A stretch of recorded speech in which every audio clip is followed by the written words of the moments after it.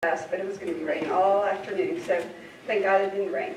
Anyway, my name is Sandra Vindenberg, and as the Associate Director for the Michael and Susan Dell Center for Healthy Living, I really am very happy to welcome you to the 11th Annual Texas Health Champion Award Ceremony. And for this year's event, we are very eager to continue the tradition and recognize some incredible leaders who have demonstrated this amazing achievement in reducing the burden and raising awareness of the obesity epidemic in Texas. And first we will recognize an exceptional youth leader with the Rising Star Award for her work in her community. And then next we will have a keynote speech from the Director of the Institute for Health Promotion Research at UT Health San Antonio, and the Director of Salute America, Dr. Amalia Ramirez. And she will speak on the topic of promoting health equity using digital strategies in Texas and beyond. And then finally, we'll get a chance to recognize and hear from the 2018 Texas Health Champion Award winners, the Culinary Health Education for Families, or CHEF for short, and Stephanie Kellum from the United Healthcare. And I'd like to, before we begin, cover a few housekeeping items. First of all, if y'all could silence your cell phone, that would be great. And we would also, let's skip something, sorry. Let me just back up for a little bit. First, I'd like to recognize the Michael and Susan Dell Foundation for funding this event. And I'd also like to thank the leadership from the Michael and Susan Dell Center and the UT Health School of Public Health faculty and staff who have put together today's program. I would like to especially recognize the faculty lead, Donna Nichols, who y'all just met a second ago.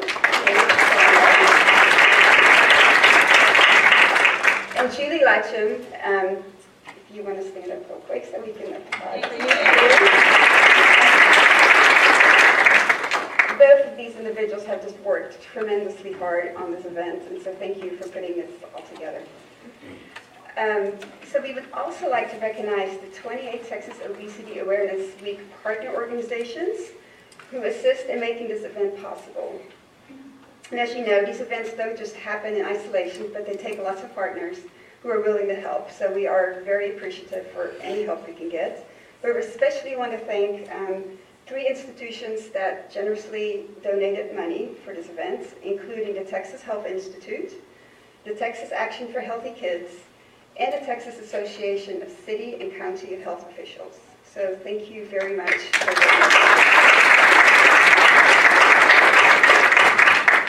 So if you are a partner, if you'd like to stand up so you can actually...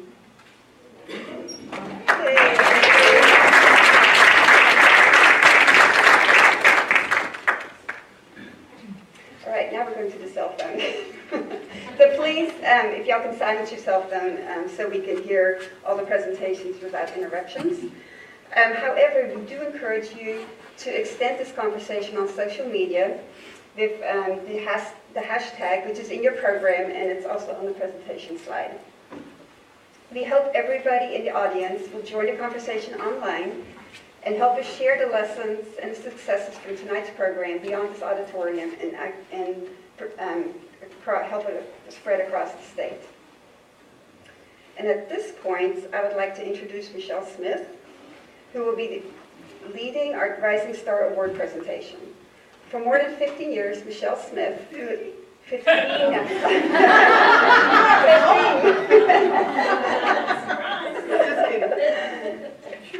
my accent, sorry. I'm sorry, just kidding. Okay, so Michelle Smith is the state coordinator for Texas Action for Healthy Kids and the director for the Southern Obesity Summit.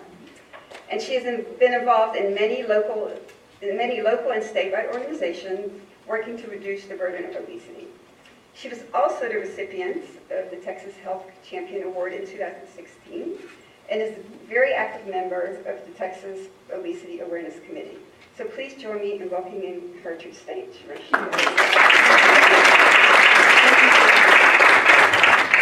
Sorry, I know I'm old, but this is 65. This is the landmark year.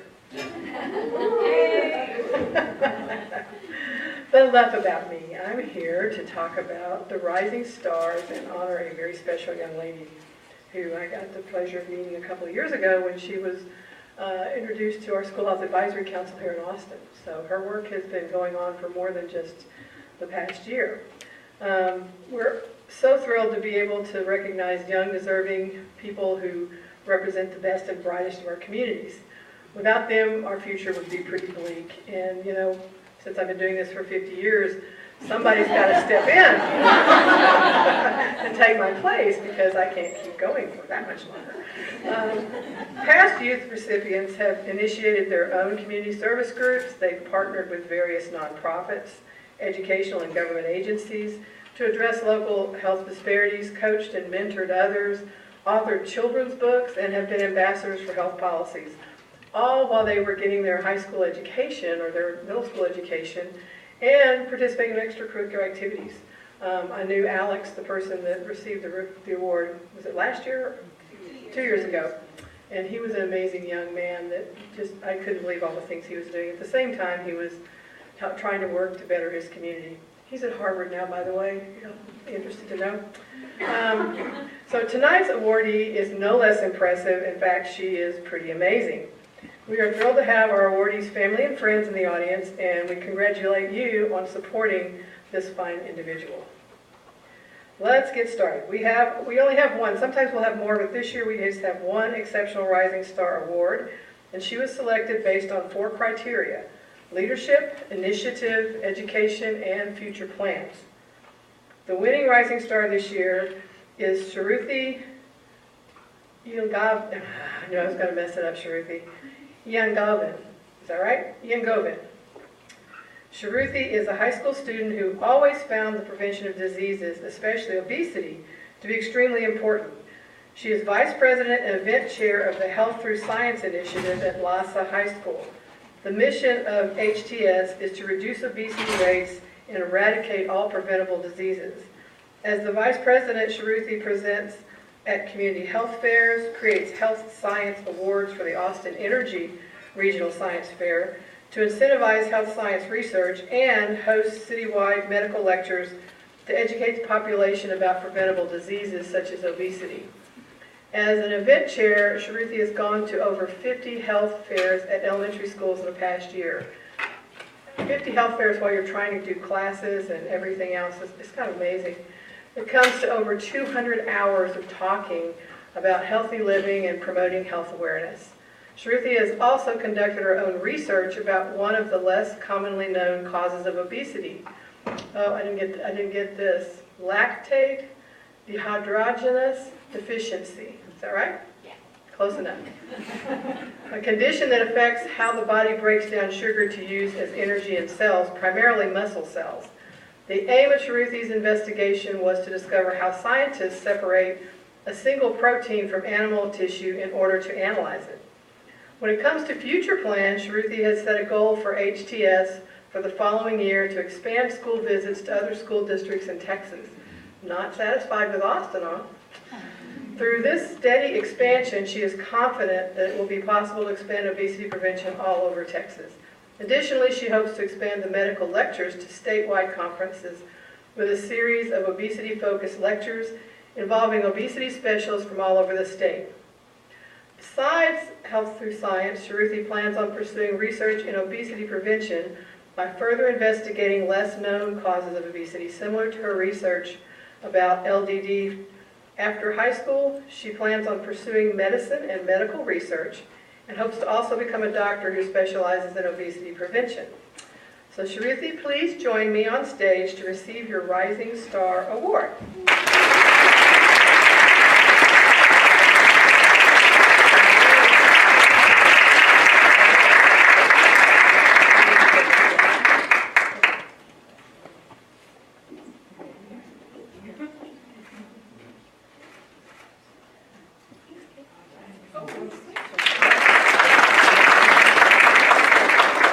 Hi everyone, how are you doing today? Good. Awesome. My name is Shruti Lagovin. I'm a junior at Lhasa High School. I'm so happy to be here today because I find the prevention of diseases, especially obesity, to be extremely important. So right now I'm president of the Health Through Science Initiative, which as she described is an organization that goes to Title I elementary schools, and we promote health research through science fair. So all of the volunteers of HTS and I find the prevention of obesity to be extremely important, and we try to maximize health awareness in every possible way that we can. So a lot of times we get invited to different catch events and health fairs after school, so we send volunteers to that, and we just raise health awareness in our community. So I'm so honored to be receiving this award, and I want to give a big thank you to Dr. Pond, Dr. Tenbrink, and Mr. Gutierrez, who've all been extremely good mentors to me and have shown me amazing support over the last 2 years. I also want to thank the HTS volunteers who are part of this organization, especially the ones that have come out to support me today. They're in the back row. As well as I want to give a special shout out to my principal, Ms. Krasensky, my counselor, Ms. McPherson, and Ms. Wigand of the Austin Energy Science Fair. But overall, I hope to continue to prevent obesity and other health diseases in our community. And I look forward to serving you all in the future. Thank you so much. Thank you. Can I get Ruth's family and friends to all stand up so we can give you a round of applause because you contributed to that.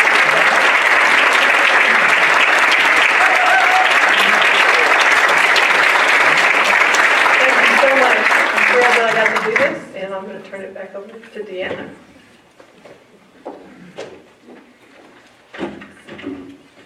I have to say, Shruti, you're just very impressive. So thank you again. What a great honor, and you just epitomized what we wanted for that award. So really glad that you won it this year.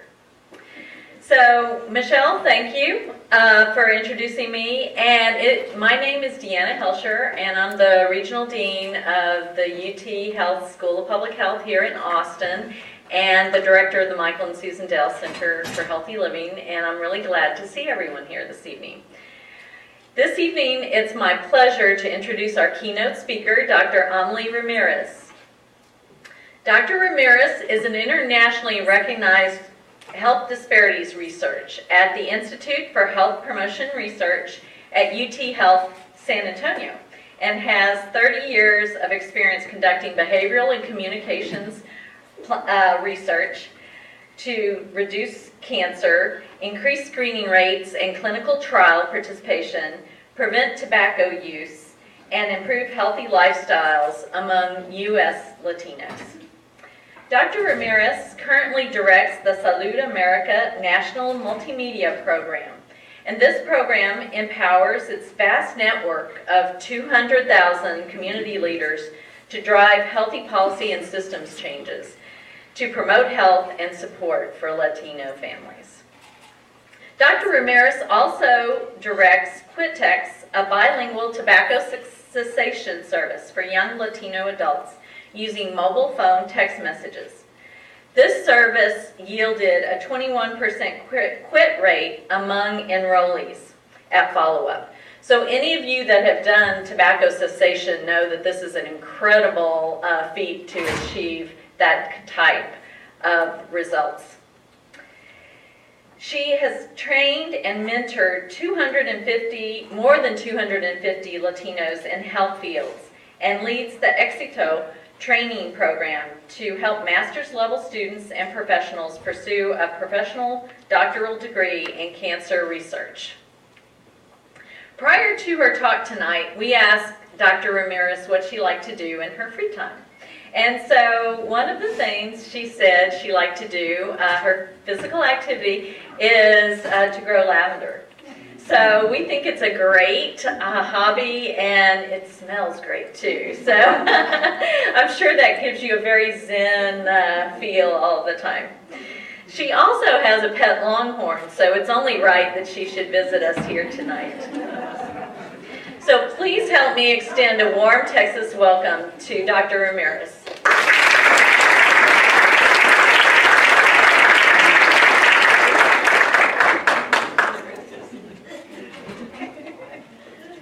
Yes, and those Longhorns have a story. We're Aggies, so it's really hard to keep those Longhorns on our property. And one's T-bone and one's sirloin. And the boys want me to put a winning score from Texas A&M on it, brand them with that, but we won't let them do that. So. But no, we enjoyed. So Deanna, thank you so very much for inviting me tonight. And I've known Deanna and Steve for a long time when we were all in Houston working together. And so it's truly a pleasure to be here. And it's also a pleasure to also see some other San Antonian groups being recognized tonight, the chef program that you'll hear more about later. But thank you so much. I'd like to talk to you a little bit about Salud America, where it's a program funded by the Robert Wood Johnson Foundation, and we've had this program going on for over 10 years now. And we're shifting. It was started off on focusing on Latino childhood obesity, but now starting to focus a little bit more on promoting health equity. But before I go there, I want to let you know that some people get transplanted to Texas, but I was actually born and raised here in Texas, in Laredo, my hometown has a very heartwarming feel for me because it taught me a lot growing up, and the importance of looking at health and taking care of your health. And it was also there where I first met some individuals from the School of Public Health and suggested, as well, hey, why don't you come back to school and think about getting a degree in public health. And later that I met some wonderful folks who are some of our pioneers in public health, Larry Green, Pat Mullen, Alfred McAllister, and others, who really opened some doors for me and actually encouraged me to go on to get a doctoral degree. And I think I was one of the first students to graduate with a degree in health promotion from the School of Public Health back in the day. So it's really fun, and so it's really like coming home. So thank you for the invitation tonight. I'd like to share with you a couple of things in my presentation. First is that a little bit of what is the health crisis facing our families, how we developed Salud America to help address this response, and kind of where we're going in the future. We all know, I feel like I'm talking to the choir, but obesity is a huge issue here in Texas. Texas is has the 8th highest rates of obesity in the nation, and about 34% of our population is battling with obesity, but it's even more so in our Hispanic families. And our children between the ages of 2 and 19 have the highest rate of obesity compared to African American and non-Hispanic white children. So these children are not going to outlive their parents if they continue in this trajectory. And we also know that it's not obesity, but other health issues are really growing here in Texas. Heart disease is rising rapidly. Diabetes cases are increasing as well, and starting at a much younger age because of the obesity rates. And we have other obesity-related cancers that are being on the increase as well. And so these are serious issues facing Texas, and we really need to support public health and move it forward. So this is what our children are facing right now.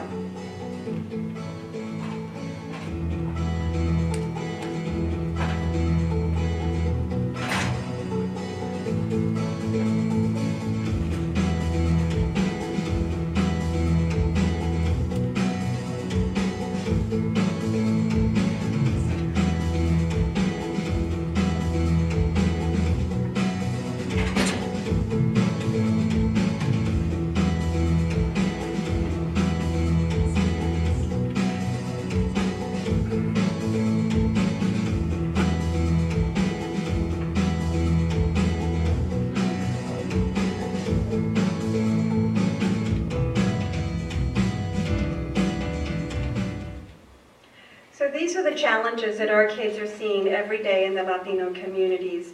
We have a tremendous amount of food swamps in our areas, where many of our community members don't have access to fresh fruits and vegetables, but they're surrounded by fast foods that are tempting them each and every day. We also know that our children have less access to areas where they can safely play. Parents are keeping the kids indoors because they don't want them, to get in any kind of danger. But only 19% of our Latino communities have nice recreational areas for their children to play, compared to about 62% for non-Hispanic white children. Our families also face a lack of support. 1 in 3 of our Latino families right now are living in poverty, and they faced, dangerous gaps, not only in early childhood health education, but also just in access to care and getting the appropriate social support that they need. And our children in the schools that they're attending, they're less likely to be, exposed to the right kinds of foods and have less opportunities for participating in physical activity. And that starts at a very early age as well. Many of our children, before the age of 4, don't have the right support that they need, are not getting access to early intervention for education, and those environments are impacting their health each and every day. And most recently, we've been hearing a lot on the news about mental health issue and trauma is now a big problem in our communities. 22% of our Latino kids are saying that they're depressed, and they're enduring quite a bit of stress and discrimination and bullying in their schools.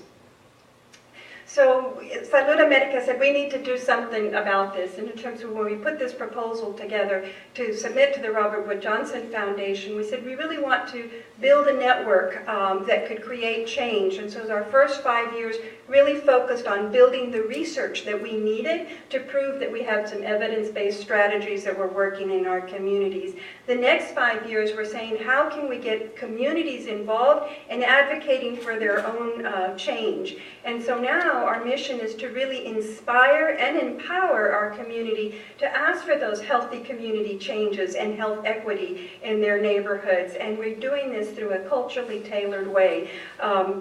Media and communications is getting more and more challenging each and every day because the science keeps changing. So what's the right message that we should be delivering to our families? So we are working really hard at all different levels. And here you'll see in this slide some of our team members that are part of the Salud America that helping make a difference. We bring cultural content to the information, we bring evidence-based research into all the messages that we deliver, and we work together to make sure our messages are salient to our community.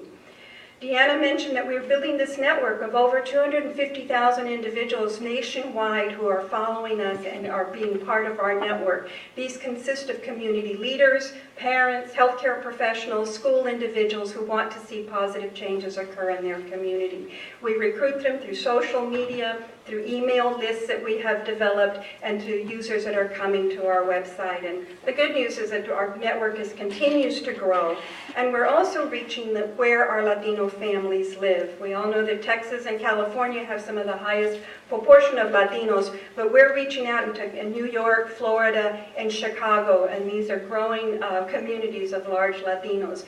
Our network varies by age, occupation, and location. But each of these bubbles, and the bubbles, the larger you see, is where the majority of our constituents are coming from.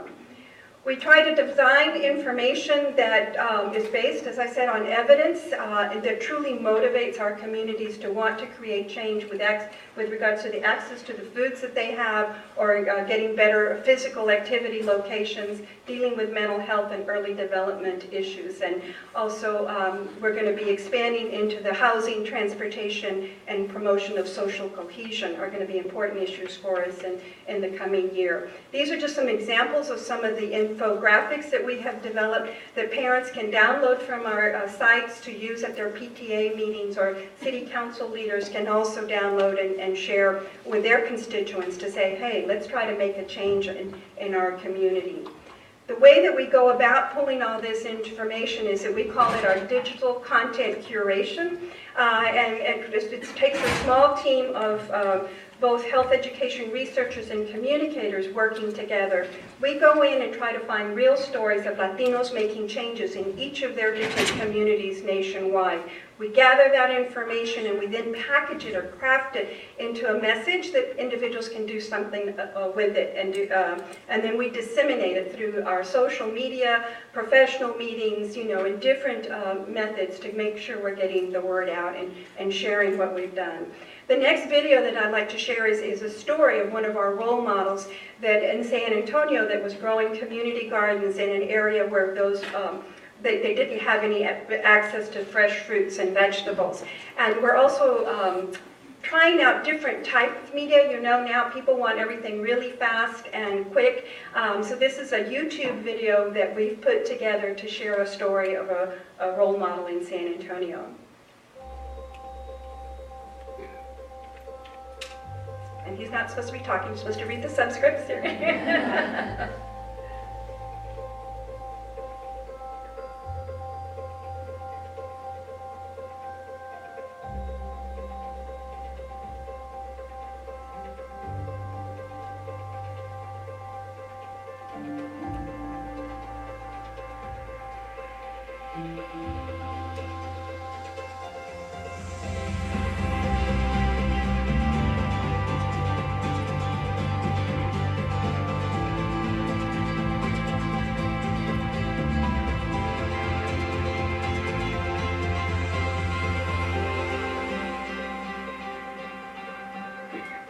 Again, these are real people making real changes. Another is our team goes out and finds out who's doing what and how can we enhance some of the information that they're sharing with us.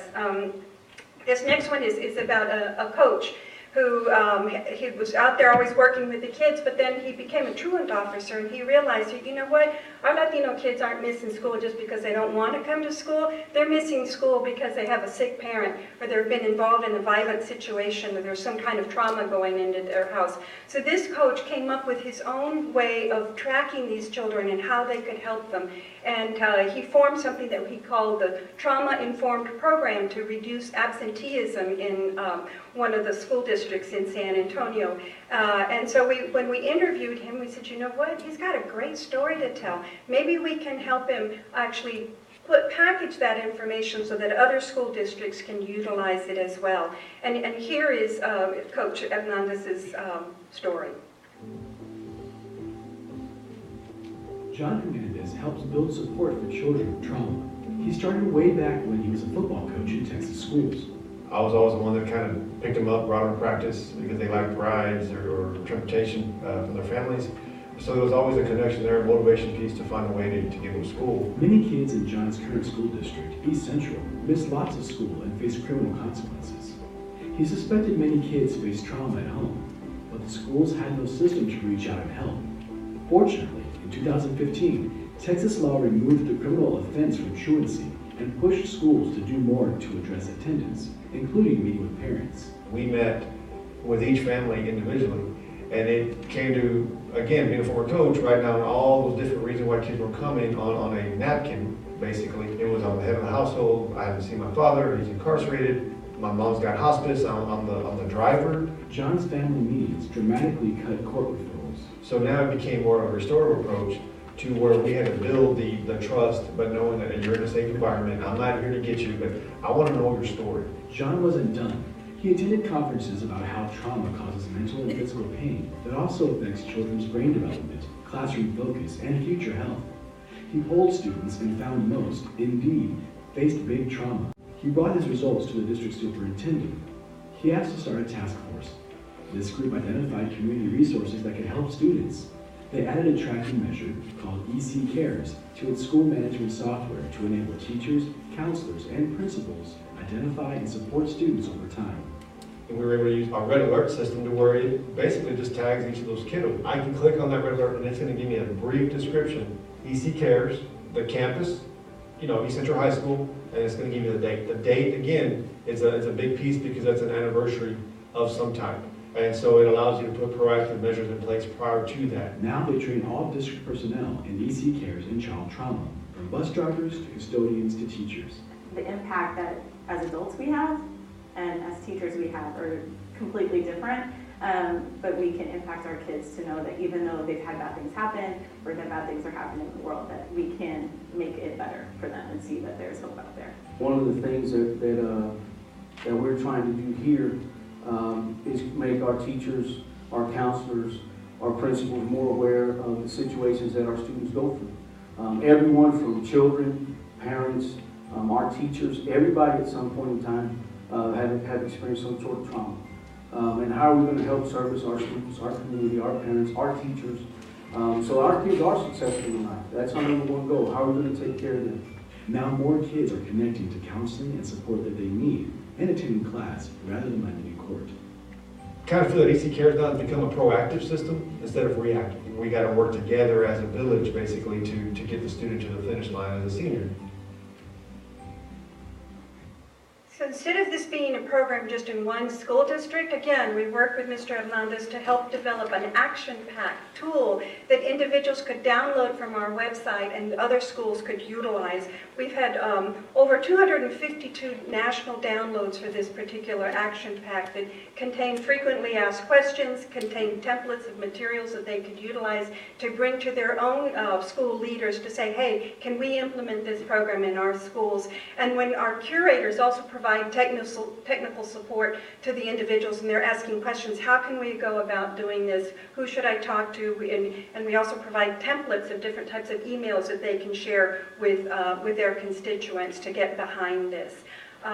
Another example is just here in Comal County, a teacher reached out to us and said, I'd like to, change our drinking fountains into water bottle stations so that we can get more kids to drink more water and get them away from the sugary drinks. And so again, we talked about, okay, what are some of the steps that you're going through? How are you going about doing that? And we put together an action pack. And again, we sent out email notices. We push out to different school districts and say, hey, do you all have, water bottle fountains in your school? Do you want to know how you can go about, installing these in your school?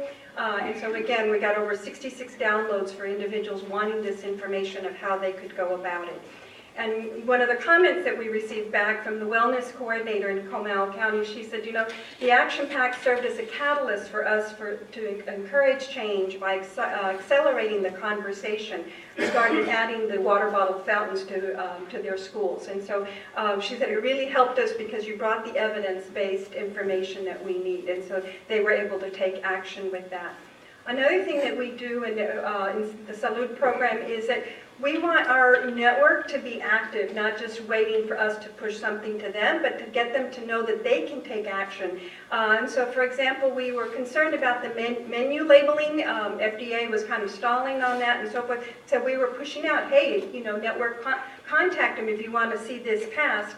And over 12% of the comments that the FDA received with regards to menu labeling came from our network.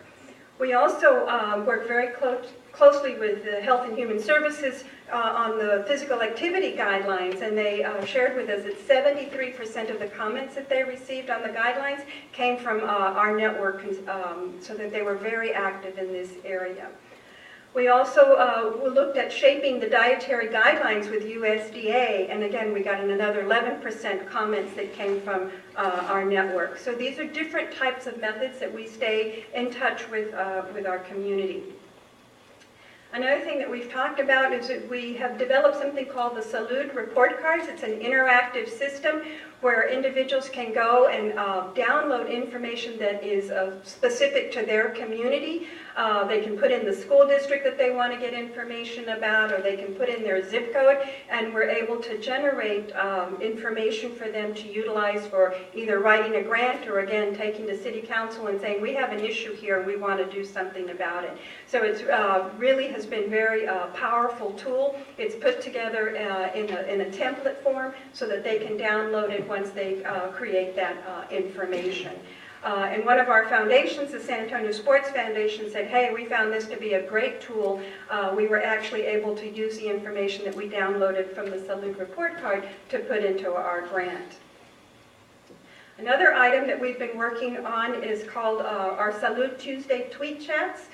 This has become very successful. Our communications team, every Tuesday for an hour, we partner with an organization to have a tweet chat. And I think, Dr. Kelder, you've been on some of them and have found them to really be very successful. And in 1 hour, we can get over 8.5 million impressions of individuals that are interacting with us. And we're beginning to map that out. And again, in these bubbles, the bigger the bubble, the more interaction you're having with that particular group. And now we're getting federal and state agencies calling and says, hey, can we be part of your tweet chat on Tuesday? This is a subject matter that we want to cover. And it's just been really a tremendous tool. So, and then we also feel like most of our program has focused kind of on a national scale, and sometimes we're not recognized for what we do in our own community, but we do go out on a one-on-one basis and participate with our Univision television stations or participate in health fairs to truly get our message out and to let the community know that we're here for them and that we really want to work together to create change. And now in terms, you might ask, well, how do you know your program's working? Well, we do evaluation to ensure that we're getting the information. We survey our membership to find out how are things going. And with regards to our network engagement, what we found is that if we can really get our participants to engage with us, they're more likely to take some kind of advocacy action. And as you can see here, we got input from individuals who were at the school level, local, state, and federal level. And each one was involved in different ways, but the higher the engagement, the more likely that they were to get involved in some kind of advocacy action. We also wanted to validate if our model was working, and what we found that if we could both affect our community at a collective level, the network, and also increase the self-efficacy of the individual within our network, we were more likely to get them involved in some kind of advocacy action. So this was really critical to us that we were able to do that. And then we had an external group that actually came out and evaluated us. The Gretchen Center, Robert Wood Johnson wanted to know, are we doing a good investment with Salud America? And the external evaluation group was very, very complimentary of our work. And they were even, able to document more so than we were in terms of what were some of our policy wins. And they went out and interviewed our network members and so forth. And so they said, oh my God, we were able to document over 179 Latino-specific policy wins that you were able to get accomplished, and over 96 general health, policy wins that were accounted for based on the Salud America program. And they actually put a dollar figure to it. This is for every policy win, it was about $16,000 that we got in kind of in-kind support for the work that we're doing. So we're really excited about creating this change. And we know we have a lot more to do. But this is where we're headed. We really want to work closely with our early childhood education centers to get more physical activity brought into those preschool programs and help them because they don't have any specific guidelines. We also want to get them, encourage moms, because these are young moms who are having additional children, to get more involved in talking about the importance of breastfeeding and how they can help their children there. Within the schools, we want to go in and find out, what are they doing at the elementary level with regards to recess, and to truly promote that we need to do more in that area, as well as in our middle and high school schools as well. And we want to get more of our schools involved in having farm-to-school programs, getting those real foods, and so that the kids can actually see that they're coming from a farm and being served in their schools. And through the CIA and some of the work that was done through the Culinary Institute and the Chef program, they documented that a lot of our schools, kitchens were being taken away. Everything became microwavable, and so we kind of need to get back and help some of our schools reestablish some of their kitchens so that they can start preparing, natural foods again for our children. And in the nutrition area, what we're really concerned about from the policy level, and maybe this is something that the program here can get involved with, and also is looking at how can we, Texas doesn't have any laws right now that preempt local policies related to nutrition, so we have to be really careful, because what happens is a lot of lobbying organizations will put a stop on some of the new ideas that we want to bring to the table, and this is something that Healthy Voices, Healthy Kids is really promoting, that we need to be there in advance to not let this happen in Texas. And then there's still a lot of food insecurity in our communities, and so again, how can we work and making sure that our kids all have better access to healthier foods. The other is that we want you to participate. One of our new initiatives that we just put together is we created something that's called the School Food Pantry Action Pack. A lot of our schools were throwing away any food that they had left over after lunch, and so we were working with one of our congressional leaders that really wanted to push this, advocate for this. And so we went, talked to the school that was actually putting this together, and again, created another action pack so that we could help those children who didn't have food to eat once they left school, and that they could take some of these items back with them. So we created, again, model emails, template information that schools can use to encourage that. So that's something new. So if anybody knows if you're at a certain school with kind of low economic status, that might need this kind of help, please encourage them to go to get more information from us. And we want you to be a part of our program. So join up and email us at saludamericaa@uthealthsciencecentersanantonio.edu. And become part of our network and start creating that change. Or if you're with an organization and would like to do a Salud tweet chat with us, we're certainly open to that. And we work ahead of time identifying the schedule and the topic and how you can go about doing that. So, and again, we can help provide technical assistance as needed. So we look forward to you emailing us. And then I'd like to end with a visual about what we would like our community to look like.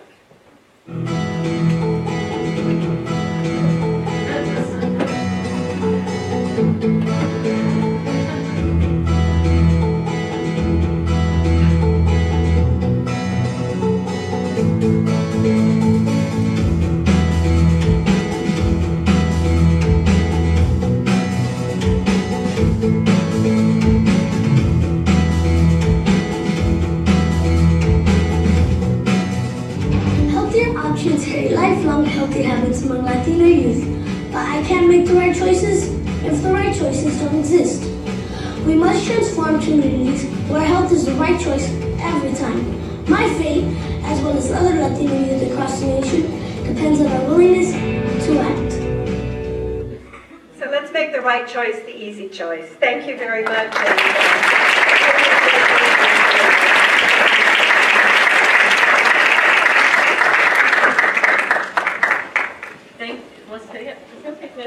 Thank you so much. It's so inspiring to hear what y'all do. Every time I hear you speak, I always learn something new, so thank you.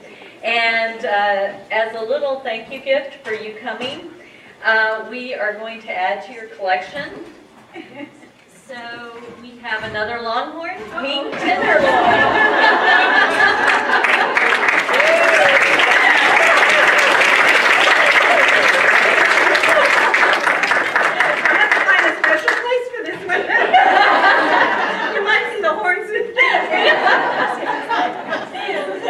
Thank you so much. Sure. And we can keep it. Thank you. Thank you. Thank you again. And now I'd like to turn it over to Donna Nichols.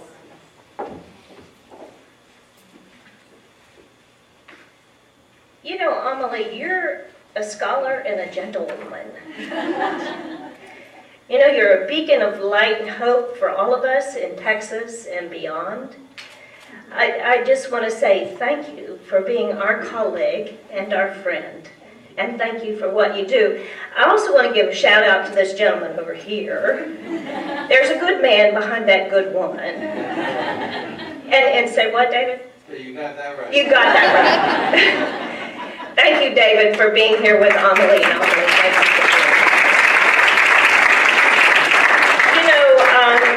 it's been said that a good day for public health is when things don't go wrong.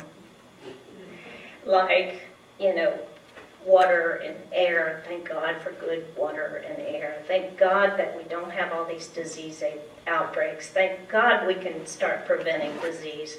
That's a good day. But you know what a great day is? Is when we get to celebrate people like our health champions. And let me tell you a little bit about how this works when we get together with our partners. And I want to say thank you, partners, for being here. Thank you for what you do. Who are our partners? If you flip to the back of your program, you'll see all those logos. There's a person that is attached to all those logos who help us solicit, score, and select our health champions every year. And so I want to say thanks to all of you who do that. I also want to just mention that we have a couple health champions in the audience. One you've already heard from, who obviously has been doing this for 50 years, right, Michelle? And of course, last year's champion, Dr. Stephen Pont, who you'll also hear from a little later this evening. Is there any other health champion in the audience that we need to recognize? You know, it's an elite cadre of individuals who very quietly go about doing their work every day and who do tremendous things in terms of obesity prevention and control in the state. And we're fortunate to have these individuals. And I would like to just say that not only do they quietly go about their job every day, they're there to support events like this and to stand up and say, you know, we need to do more. So thank you for doing that. I'd also like to point out that we have 2 Texas Health Champions this year. One an organizational winner and one an individual winner.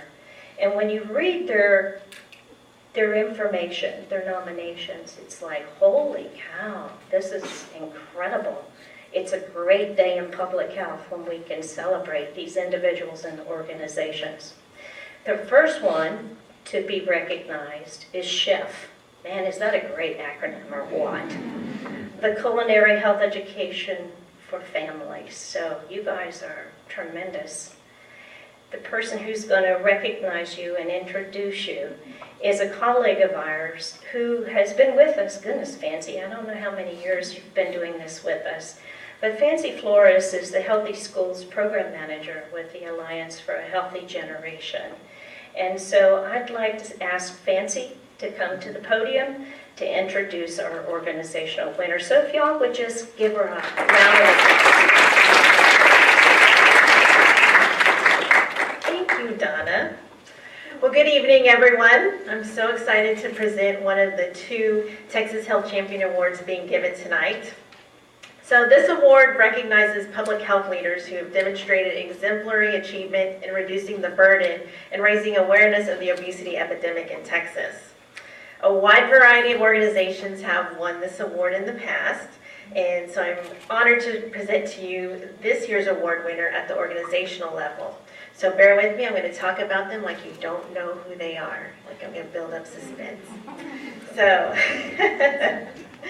tonight's award winner is a nonprofit based in San Antonio. Rooted in the belief that food is medicine, this organization is a culinary health education program that teaches children and families basic nutrition and practical cooking skills, with the long-term goal of motivating individuals and communities to adopt and sustain healthier eating habits. Now, they opened their first teaching kitchen in January of 2017, and they rely on 3 main strategies for engaging, teaching, training, and mobilizing members of the community to drive healthy eating among children and families. First, they cultivated numerous partnerships with nonprofit organizations uniquely positioned to reach large numbers of underserved children, including the San Antonio Food Bank, the Boys and Girls Club of San Antonio, the YMCA of San Antonio, the San Antonio Botanical Garden, the Whitty Museum, the Bexar County Metropolitan Health District, and the San Antonio Mayor's Fitness Council. Second, most recently, they've expanded into area schools, which is my favorite, training existing school staff who in turn reached more than 1,000 students in a single semester. And finally is their state-of-the-art teaching kitchen at the Children's Hospital of San Antonio. The program provides culinary medicine training and education to clinical providers, including pediatric residents, patients and families, and hospital associates. For these efforts, they received the 2018 Innovation Award for Healthcare Provider Training and Education, presented by the Alliance for a Healthier Generation in association with the American College of Sports Medicine and the Bipartisan Policy Center. Their recipe for life is simple: cook well, eat well, live well. So please join me in congratulating the Culinary Health Education for Families, otherwise known as CHEF, as one of the 2018 Texas Health Champion Award winners.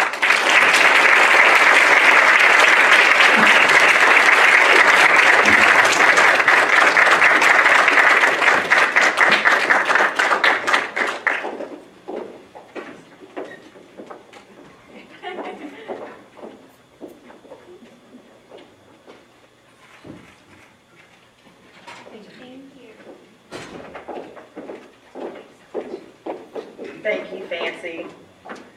And she just about covered everything I was going to say. Good evening, I'm Suzanne Feldman, I'm the CEO of Chef, and I can't tell you how excited we are to be here with you tonight. Let me make sure I've got the right. I have a very few things to say. We are so honored to be here with you.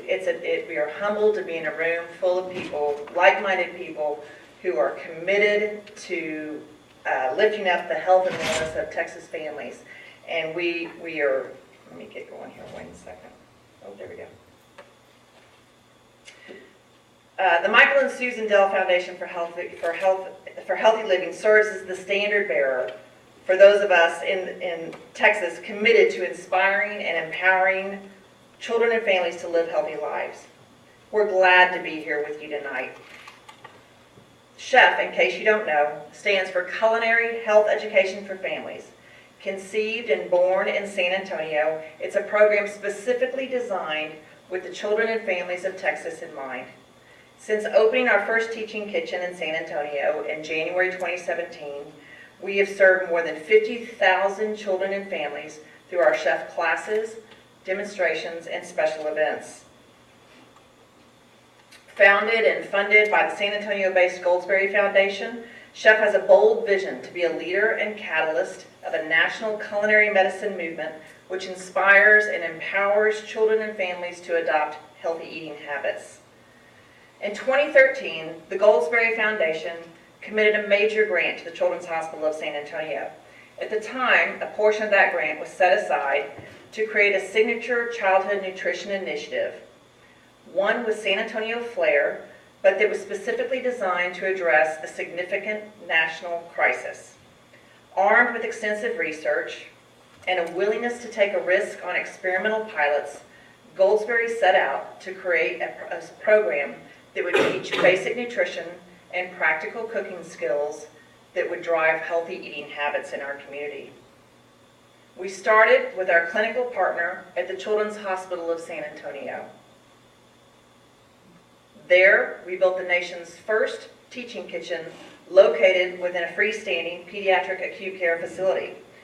At this chef teaching kitchen, the focus is teaching physician-referred patients the basics of nutrition and cooking, but with a particular emphasis on their specific disease state.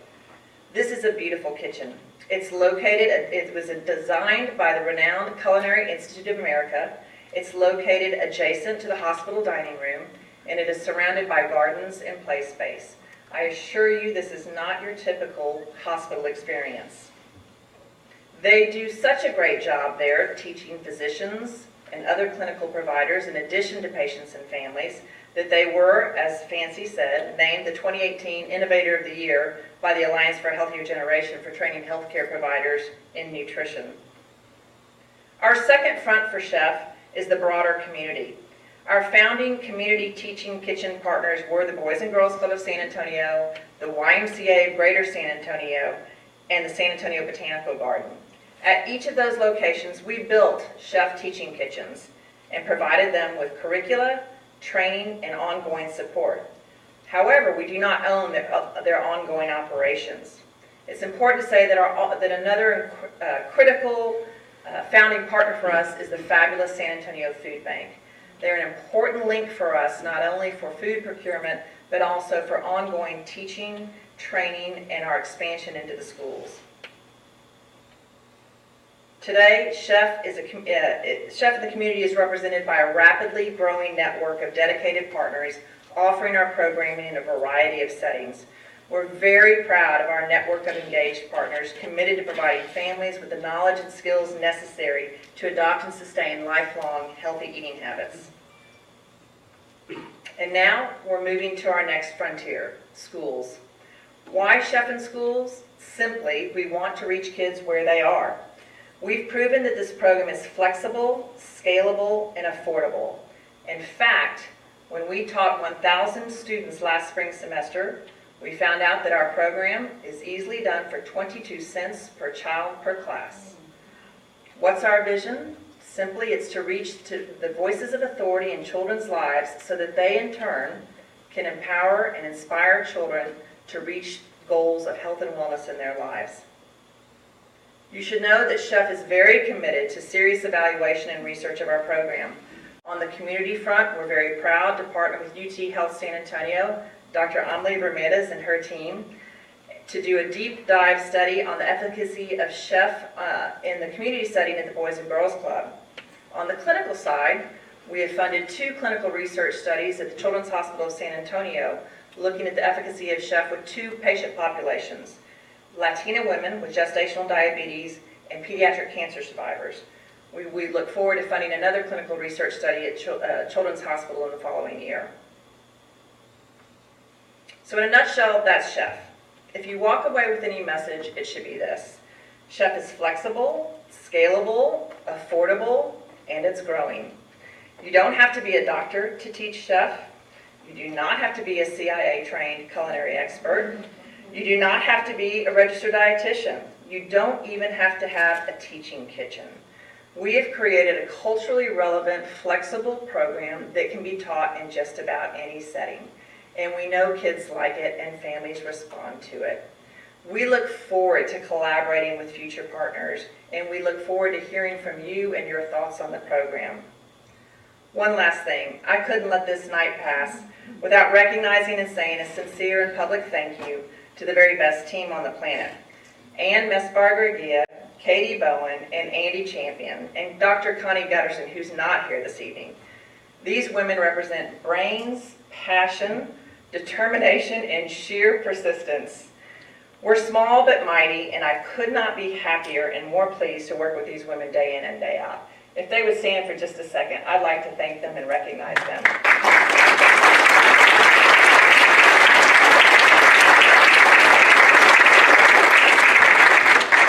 They know I hate the spotlight, so I'd like to give it to them for a second. Again, we're most grateful to receive this prestigious honor from the Michael and Susan Dell Foundation for Healthy Living. Thank you very much. We are proud to be here and grateful for this opportunity. Thank you very much.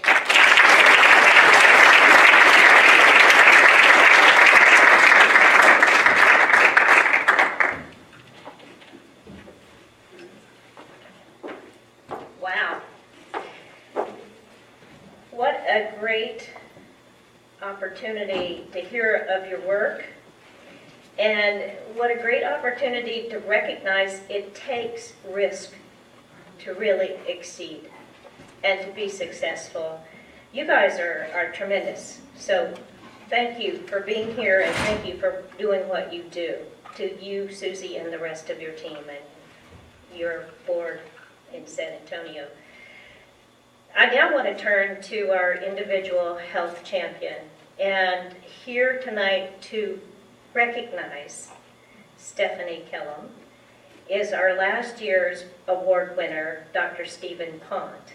Dr. Pont, from last year to this year, has changed jobs. He's now medical director with the Office of Science and Population Health at the Department of State Health Services here in Austin. And we're very proud to have him as our colleague, and definitely very proud to, again, say welcome, Stephen, as a former Texas Health champion. Come on up.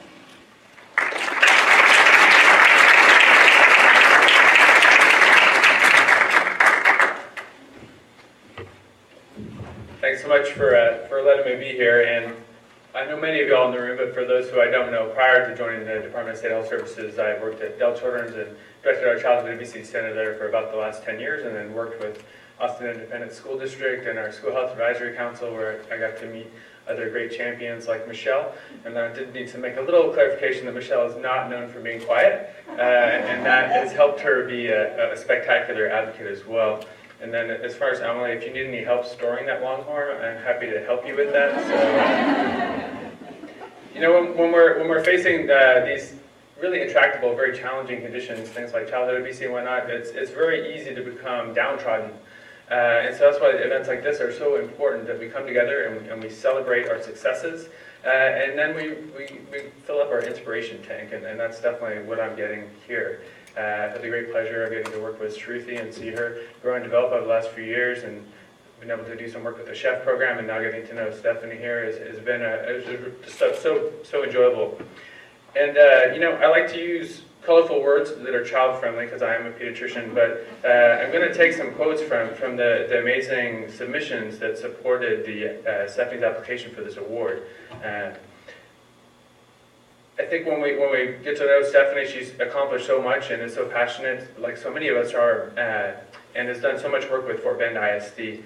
And she's known there apparently as a humble firecracker and a health and wellness powerhouse. And her energy is infectious, her knowledge is commendable, her presence is positively unforgettable, her passion is definitely her purpose, and her heart is full of gold.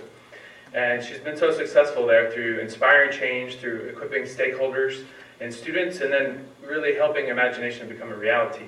This work has been going on for many years down there. And like so many of us have faced, sometimes we have to find ways to communicate with new audiences to help move things forward. And it sounds like that was the case way back when, before the Humble Firecracker got started in Fort Bend ISD. And the schools were thinking that the health and wellness is really the responsibility of the parents.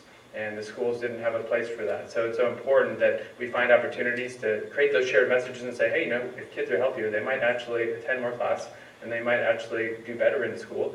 And then the schools say, hey, tell me how we do that. And I think Stephanie's been very successful doing that, adding a huge amount of creativity for this as well. A quote is, she opened the eyes to the value of focusing on the total needs of the child, and now the school board and all the district leaders have really transformed their way and have embraced the opportunities that Stephanie has created them and then helped to fund them and then helped to make them a reality in a very sustainable way.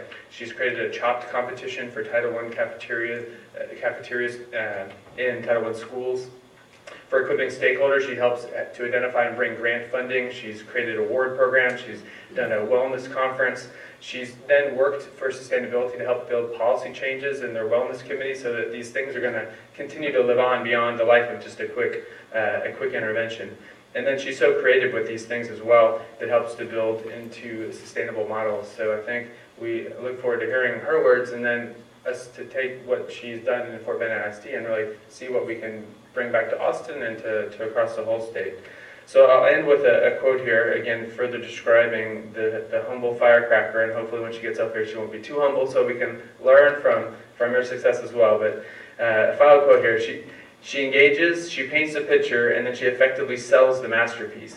She empowers you to believe beyond what you can imagine when it comes to student and family wellness, and then she makes the imagination a reality. I mean, what more could you say there? That's spectacular. So please join me in congratulating the Principal.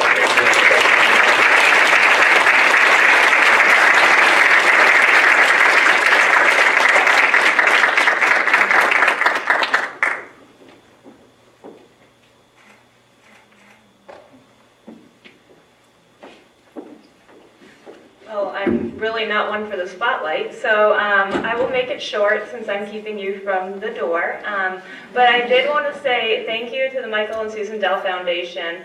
It's actually pretty incredible to be in a room of experts. I attend all the webinars, I read all the articles. When I first heard of Dr. Pont, I was researching all his research and pulling all his ideas and thinking he's like this super all-star, and here I am now being introduced by him. So I do appreciate that introduction, and I wasn't planning on talking very long because I usually am in my workout clothes talking to PE teachers who really don't want to listen to me actually at all, those tough crowds. So I don't really have much prepared, but I did want to, of course, thank everyone for their support. We partner with so many organizations. There are so many opportunities out there with different nonprofits, different foundations, and so it's not a solo effort ever. And that is how I've been able to do everything that I can do is through partnerships, relationships, and collaboration. And so I did want to take a quick minute to thank everyone that came to support me today because we did come from Houston. We thought we were going to be in a rainstorm, a tropical depression, so we persevered through. And I thought actually it was ironic, I can go in order of everyone who has supported me here. So I do want the individuals to stand up because they have had a major impact in my role. So I did want to start with, I guess I should start with my husband since I know him. Yes. We've been together since like the 3rd grade, so really it's been around a long time. So all his support, we have 2 young children, and so that makes life very interesting. The then Dr. Olvera, if she doesn't mind standing up, she was my advisor actually when I studied at University of Houston, my master's in exercise science. And that was my first exposure to childhood obesity and all the work we needed to be focused on. And she really guided me in those days at the beginning. So I appreciate her being here, and thank you for all your mentorship.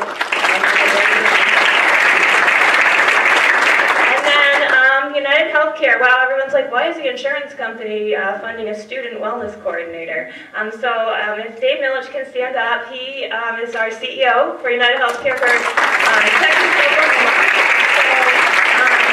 It's pretty incredible that a healthcare organization has kind of put me in the role of the school district solely focused on student wellness. So basically there's no ROI for them. They are just doing it out of the goodness of their very, very generous heart. And Dave has supported me through this journey since 2011 and has been so gracious in letting me kind of go and do whatever I need to do. Whatever the need is, whatever the project is, he says go. So you can't ask for a better boss, and he came up here as well in his busy schedule. So thank you for being here. And then if Sandy Bristow can stand up. I'm sure everyone in this room knows her because I think she knows everyone in Texas. So Sandy is the program director for the Oliver Foundation and a huge supporter of everything we do in Fort Bend ISD and a huge proponent of making healthy change and supporting our grants in the district. So thank you to Sandy and all the work she does. She comes out to all the health fairs that we invite her to. She brings the team board. She brings her models. She brings everything. And I get to clean out her garage sometimes and use some of those models too. So thank you so much for everything you do. And then Nomita Bajwa, so if Nomita can stand up, she actually just finished her 2-year stint as our SHAC chair for Fort Bend ISD, but she's basically my partner in crime. Everything we do together is crazy, wild ideas, and then we have to kind of hold each other back a little bit. And so we actually are hosting a wellness conference this Saturday because there was a need, and Nomita said we gotta make this need serve this need. So thank you for all your support. Endless hours. She is a wellness consultant, but also a parent volunteer, and is dedicated to this obesity prevention. So again, thank you everyone. Like I said, it's all about collaboration and relationships and partnerships. And so I appreciate everyone in here who has shared resources with me, or they didn't know they shared resources with me, but I snuck on their website and pulled their research articles because it is a fantastic network of folks in wellness. People are so sharing and so giving. And so if you ever want to know what we're doing down in Houston, always feel free to email me. I would love to have a phone conversation and figure out how we can partner and learn to do more. So again, thank you to the Michael and Susan Dell Foundation, and I am very humbled, very, very humbled to receive this award. So thank you.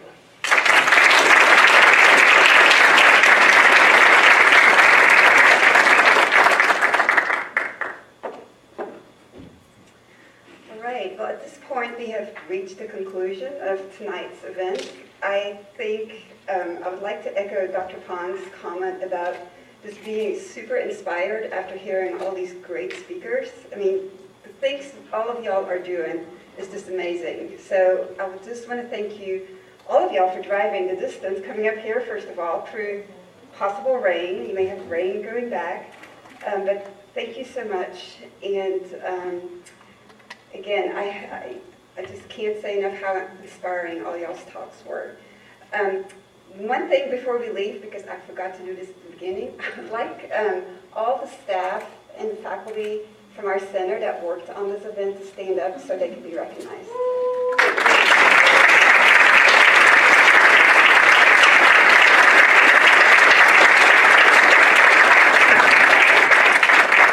All right, so this is the end. We hope to see y'all next year. If you can start thinking about maybe future Texas Health Champions, start thinking about it, and we hope to see you again. Thank you.